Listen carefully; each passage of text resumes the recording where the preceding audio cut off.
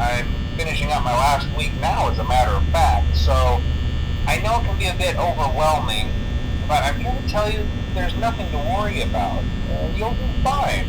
So let's just focus on getting you through your first week, okay? Let's see. First, there's an introductory greeting from the company that I'm supposed to read. It's kind of a legal thing, you know. Welcome to Freddy Fazbear's Pizza, a magical place for kids and grown-ups alike, where fantasy and fun come to life. Fazbear Entertainment is not responsible for damage to property or person. Upon discovering that damage or death has occurred, a missing person report will be filed within 90 days or as soon as property and premises have been thoroughly cleaned and bleached and the carpets have been replaced. Blah, blah, blah. Now, that might sound bad, I know, but there's really nothing to worry about. The animatronic characters here do get a bit quirky at night, but do I blame them? No. If I were forced to sing those same stupid songs for 20 years and I never got a bath, I'd probably be a bit irritable at night too. So remember, these characters hold a special place in the hearts of children and we need to show them a little respect, right? Okay. So just be aware, the characters do tend to wander a bit. They're left in some kind of free roaming mode at night. Something about their servos locking up if they get turned off for too long. They used to be allowed to walk around during the day too, but then there was the bite of 87.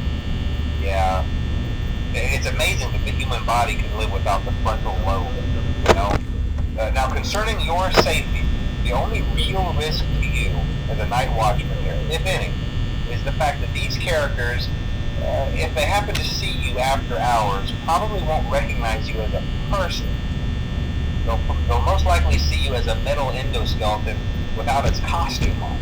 Now, since that's against the rules here at Freddy Fazbear's Pizza, they'll probably try to forcefully stuff you inside a Freddy Fazbear suit. Now, that wouldn't be so bad if the suits themselves weren't filled with cross beams, wires, and animatronic devices, especially around the facial area. So you can imagine how having your head forcefully pressed inside one of those could cause a bit of discomfort and death. The only parts of you that would likely see the light of day again would be your eyeballs and teeth that pop out the front of the mask. Yeah, they don't tell you these things when you sign up. But hey, first station of the breeze. I'll chat with you tomorrow. Check those cameras and remember to close the doors only if absolutely necessary. Gotta conserve power. Alright, good night.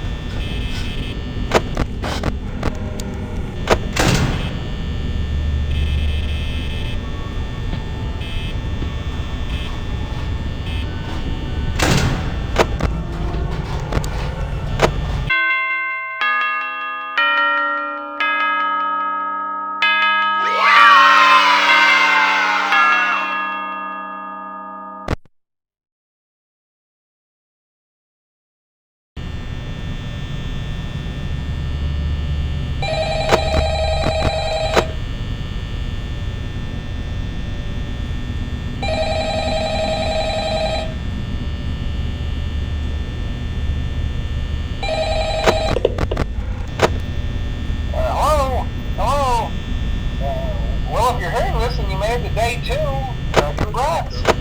I won't talk quite as long this time since Freddy and his friends tend to become more active as the week progresses.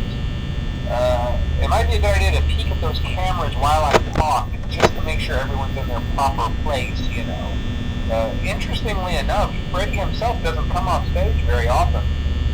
I've heard he becomes a lot more active in the dark, though, so hey, I guess that's one more reason not to run out of power, right? I also want to emphasize the importance of using your door lights. There are blind spots in your camera views, and those blind spots happen to be right outside your doors. So if you can't find something or someone on your cameras, be sure to check the door light. You might only have a few seconds to react. Not that you would be in any danger, of course. I'm not implying that. Also, check on the curtain in Pirate Cove from time to time. The character in there seems unique in that he becomes more active if the cameras remain off for long periods of time. I guess he doesn't like being watched. I don't know. Anyway, I'm sure you have everything under control. Talk to you soon.